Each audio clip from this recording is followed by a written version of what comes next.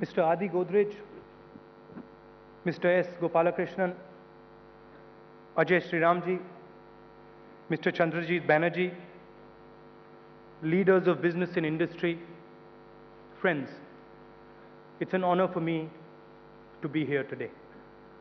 And I'd like to begin by telling you why it's an honor for me. See, there's a tendency to look at India as a country. In our everyday life, we see India as a national structure. But if you go back slightly more than that, go back 100 years, 200 years, you'll find that India actually is energy. It is a force. If you go back 1,000 years, 2,000 years, you would find that that force came from our rivers. Ganga, Yamuna, Saraswati, we worshipped these rivers. And the reason we worshipped them was because that was where our energy came from. And everything we had was built on those rivers. Now, we've gone way beyond that. We have built structures that are allowing this energy to rise, to explode. And it's an honor for me to be here, because as this energy moves from India and goes abroad, you are the cutting edge. You are the people on the first line. And you're the people who are our ambassadors. You're the people who tell the world what this energy is about. Over the last couple of years, you have done a tremendous job. The image of India has changed. I went to university in 1991, and I remember nobody thought of India. I remember conversations where people would laugh and say, look, do you have elephants on the road? Nobody's saying that today. And a huge part of that is because of you.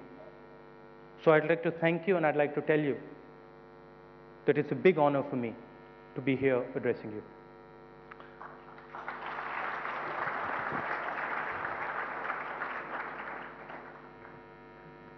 I think the way it's going to work is I'm going to give a little speech, and then we're going to have questions, right? Okay, so. Can I take this?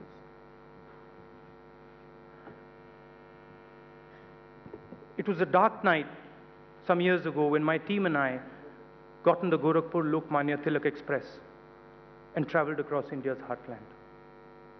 We wanted to understand how young Indians were building their future. And I spent a large part of the 36-hour journey moving across the train and talking to travelers, youngsters, weary families, and migrants moving from the dust of Gorakhpur to the glitter of Mumbai. It took us 36 hours. It's called an express. Anyway, I remember a young boy from Purvanchal, Girish, who painted the outside of skyscrapers. There were two carpenters, one of them traveling from his village to Mumbai for the very first time. Imagine the feeling of a young fellow getting on the train, coming out of his village, going to Mumbai. Spoke to a young Muslim boy setting out to start his life. He had no idea what work he was going to do. I asked him, boss, what happens if you reach Mumbai and there's nothing for you to do? If I reach Mumbai, there's nothing for me to do. I'll get on a train, I'll go to Bangalore. That's the spirit of this country. Forward-moving, brave. What struck me about that train was the optimism. These were poor people, weak people, but not one of them was pessimistic. They were sitting there saying, "Haan bhaiya, kaam ho jayega. Naukri mil jayegi." And they were all struggling. And this optimism for me is just like India. It's bursting with dreams and fearless ideas, brave ideas. And as it hurtled towards Mumbai, I sat there looking at this train and wondering how many of these dreams will actually be fulfilled. By the time we reached Mumbai, we had made friends with Girish the carpenter. And he told us, come and see where I live. And we thought, that's an interesting thing to do. We had come all the way from Gorakhpur, and we thought, let's see what this little young migrant is doing. 4 o'clock in the morning, walk off into the gullies of Bombay, monsoon season, where feet are going into puddles, and then he opens the door. Little room, probably the size, twice the table. 6 people sleeping inside. They get up. All of them are migrants. All of them have done that little journey. All of them have that dream. We had a little chat. Very smart fellow, entrepreneur like all of you, except he had the empty pockets. And he says, come to the chai wala. We go to the chai wala. There's 5, 6 of us. And he buys us all tea. And he insisted that, nahi, main to kharidunga. That is the spirit of this country. Millions and millions and millions of youngsters struggling every day with optimism. And the story of the story of Girish exemplifies the idea of empowerment. It exemplifies the Indian worker, the Indian entrepreneur. And as we talk here, 1 billion people are breaking their shackles. They're coming out and they're claiming their place in the sun.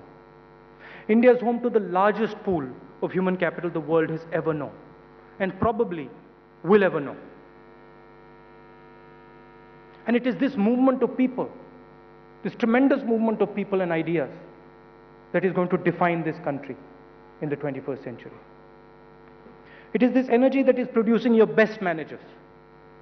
It's driving the stock market. And it's the energy providing labor for all your factories. It drives the consumption upon which your businesses are built.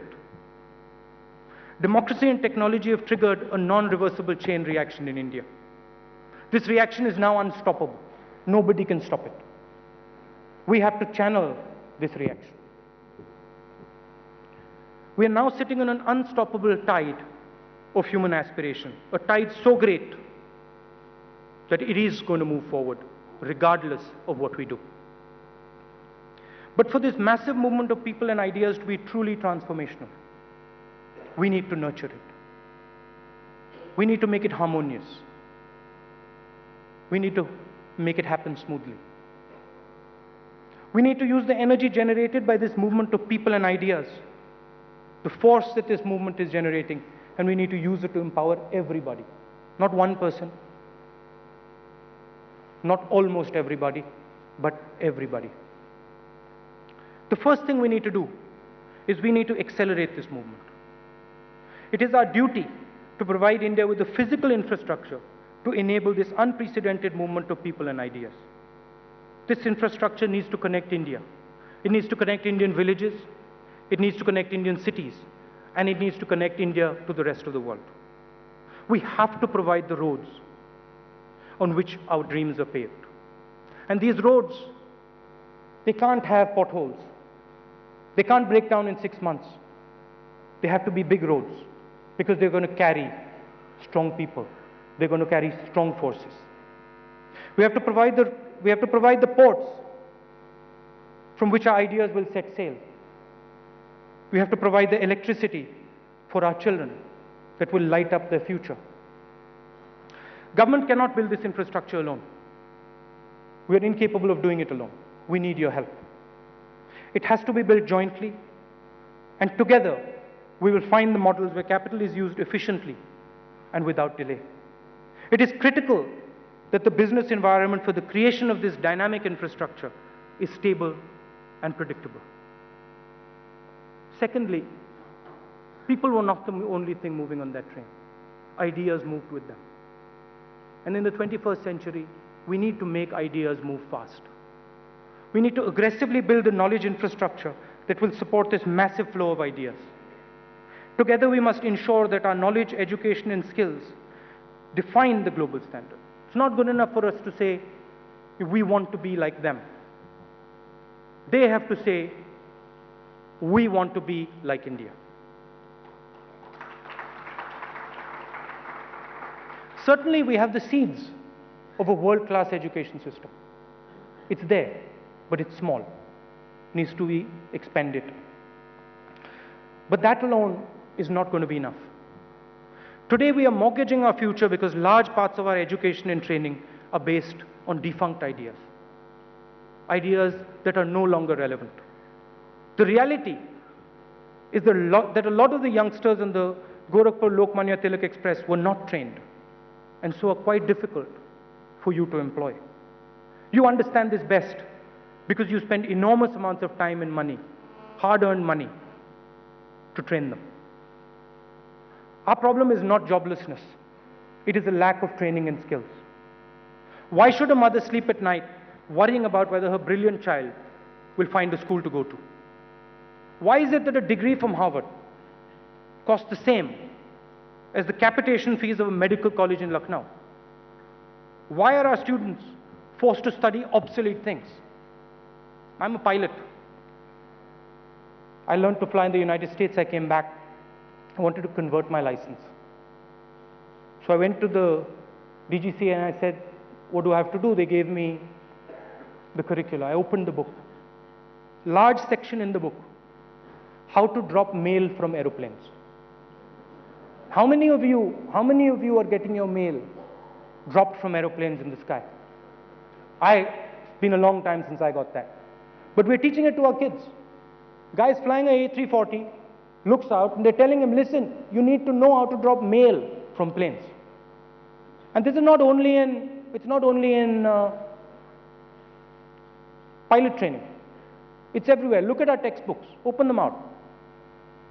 Most of the stuff is not really relevant to what they're going to do. Who knows what they're going to do? You know what they're going to do. Why? Because you're going to give them the jobs. You're the guys who are going to employ them. Do you have a role? Do you have a role in our education curriculum?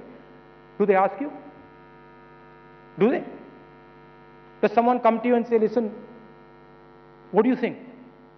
Does it happen? I'm asking. Does it happen systemically? Do you have structures in universities? Not individual relationships. Do you have structures in universities that allow you to impact what the IIT is teaching? Do you? It's a question. You don't. Those are the type of structures that we have to build. Our university structures are closed, they're silos.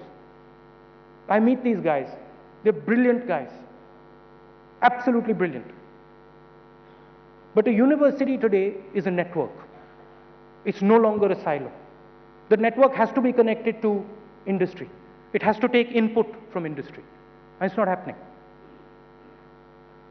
I'll tell you a story. A friend of mine comes from the United States and he wanted to do some engineering work. And he asked me, what's a good place to go? I said, go to the IITs. This was 5 or 6 years ago. I said, go to the IITs, ask professors there. He goes to the IIT, speaks to a professor solves the problem for him, and he comes out. And he says to me, this is very interesting. I went to the IIT, that guy's a brilliant fellow. He solved my problem for me. I'm like, so what's wrong with that? He said, well, he just charged me a couple of thousand rupees. So I was like, what? So? He says, well, that thing that he solved for me is actually worth $30,000. This guy has no idea about what his value is. He's got no idea about what he's worth. Why? Because he's not connected to the market. He doesn't understand what the market is ready to pay him. He does, but institutionally he doesn't. So we have to change some of this stuff. For the young, the difference between aspiration and empowerment is basically a job. I go to the rural areas, and the bottom line is a job. Everything else goes around it, education, but it's all done to support jobs. And that's where you guys come in. You are the people who are going to take the lead for the creation of jobs. What we have to do, what the government has to do, is we have to improve the playing field and create an impartial, professional, and rules-based government system. I've spoken to you about what we need to do to nurture this movement of people. I'd also like to tell you about what I feel threatens this movement of people.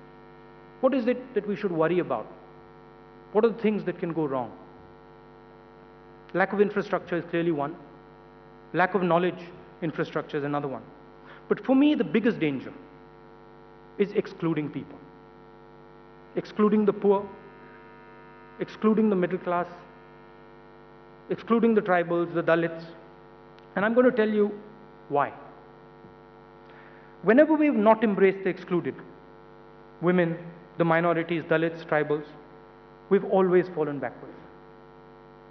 President Kennedy famously said that a rising tide raises all boats. I oversee a women's self-help group movement in my constituency and in Uttar Pradesh. And chatting to them once, I told them this. I said, the President of the United States, he said that a rising tide raises all boats. The woman looks at me and she says, Rahul Bhaiya, हमारे पास तो नाव ही नहीं है. A rising tide doesn't raise people who don't have a boat. We have to help build the boat for them. It's not good enough to raise the tide. We have to give them the basic infrastructure to rise with the tide. And what is the basic infrastructure?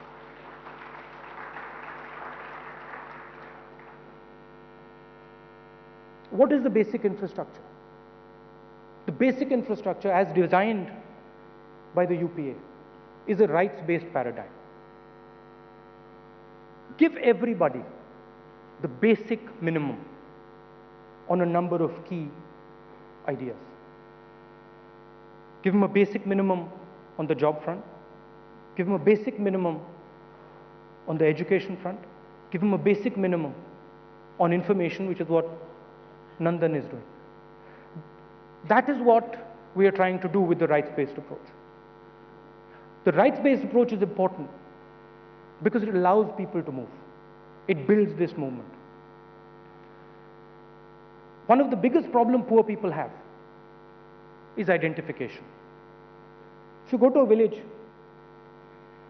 the village knows each other. Everybody in the village knows each other. Uska bhai hai, uski behan hai. When the villager leaves the village, he loses all that information and nobody else has it. So a lot of the ideas that we have are designed to support this movement and make it smoother, more comfortable for people who are going to move. And as I said earlier, this movement is what is driving everything. It is what is driving your businesses. Let me go back to the women for a bit.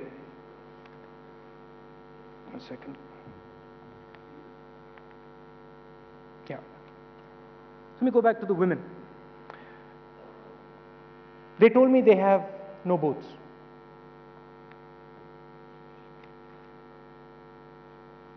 So I've lost it now, 1 second.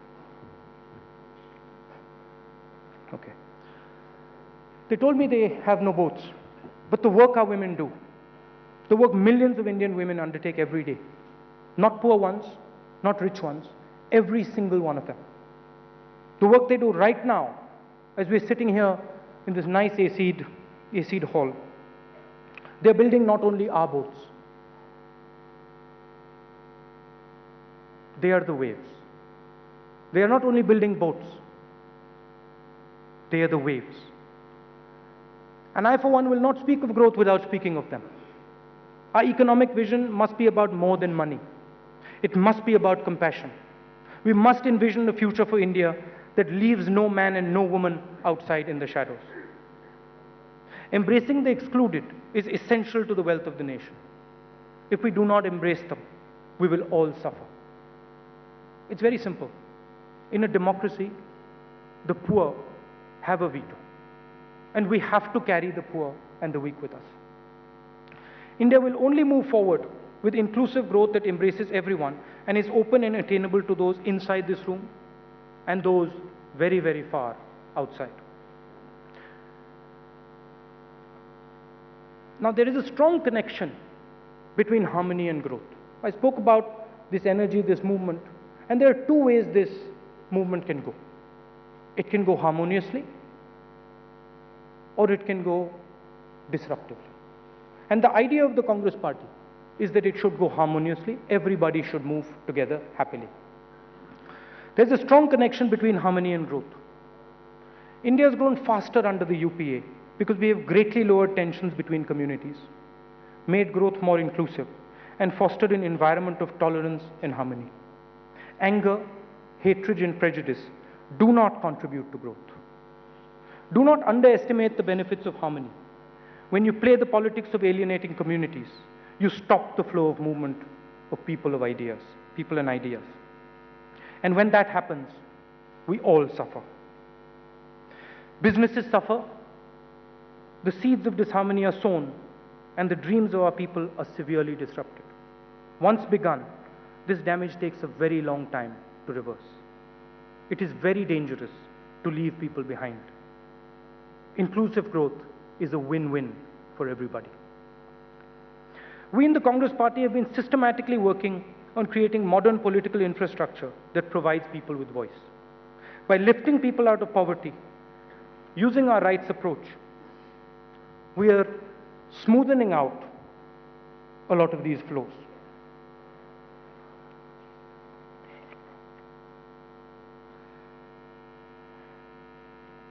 As we move forward to meet these challenges, we must remember that we have a tendency in India to think about solving all our problems incrementally.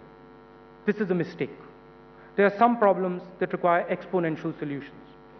Whenever India has done well, it has done so not by incremental steps, but by radically transforming its structures.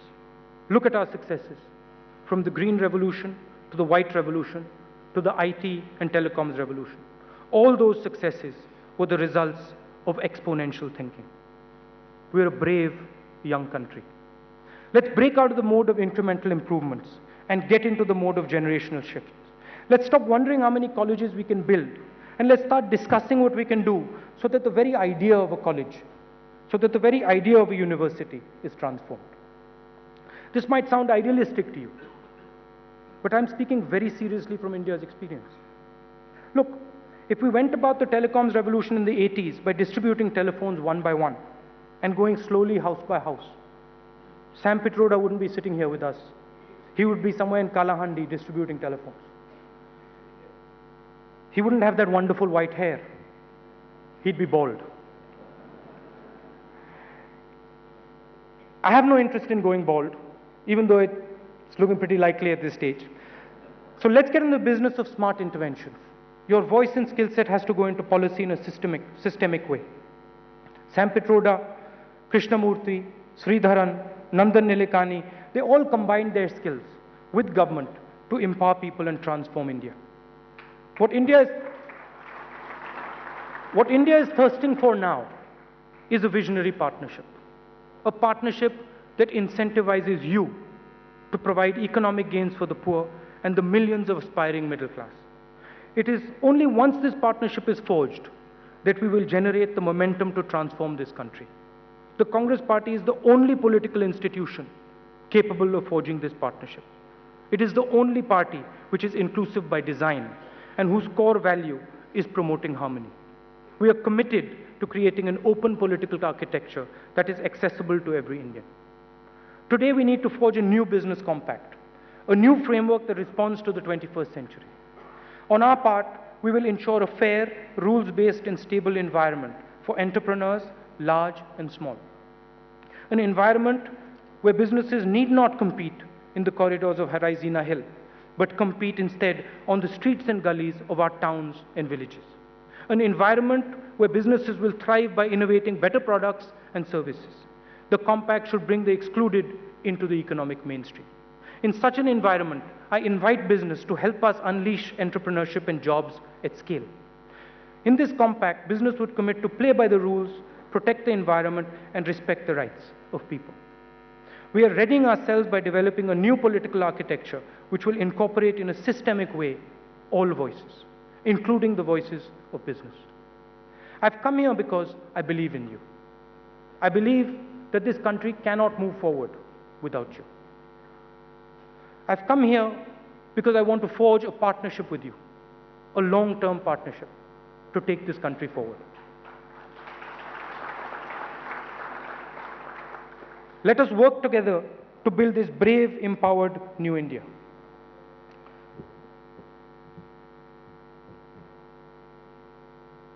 Adiji said in his speech that I am somebody who spends a lot of time with poor people. But I want to make one thing very, very clear. India cannot go forward without partnership, without working together. The poor are one component of our country. Business is another component. The middle class is a third component. We have to work with all these components. It's not good enough to say, listen, the poor are important. It's not good enough to say business is important. It's not good enough to say middle class is important or the powerful are important. This country is only going to move forward if we stitch together a coalition where we are all working together. And you're critical to that. Absolutely critical. It cannot be done without you. So that is my message. Thank you for coming here and listening to me. If you have any questions, I'd happily answer them.